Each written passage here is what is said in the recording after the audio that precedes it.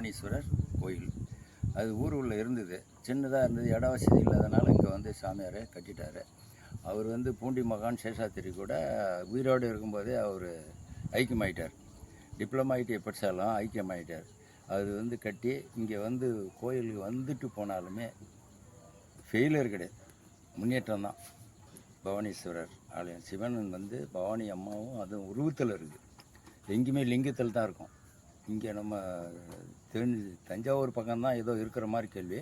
ஆனால் இந்த ஏரியாவில் சிவன் உருவத்தில் பவானீஸ்வரர் சிவன் உருவத்தில் எங்கேயுமே கிடையாது. ஆகையினால வந்து பொதுமக்கள் வந்து வேண்டிக்கின்னு போனாங்கன்னா வெற்றி தான். 99% சால்வ் ஆகுதுன்னு எல்லாருடைய மக்களுடைய ஸ்டேட்மெண்ட். அதனால் வந்து போகிறவங்களுக்கு ஒரு முன்னேற்றம், குழந்தை இல்லாதவங்களுக்கு குழந்தை, வேலை கிடைக்கலன்னு கரெக்டாக முடிஞ்சு போகுது. ஏதோ ஒரு ஐதீகமாக ஒன்று பெறாத்தின்னு போகிறாங்க, முடிஞ்சு போகுது. கல்யாணம் பண்ணிக்கிறேன் வேண்டிக்கிறேன், குழந்தை இல்லாத வேண்டிக்கிறாங்க, முடிஞ்சு போகுது. அதனால் இந்த கோயிலினுடைய ஐதீகம் என்னென்னா, ஒரு சக்ஸஸான வந்துட்டு போயிட்டால் ஃபெயிலியர் கிடையாது, வெற்றி தான்.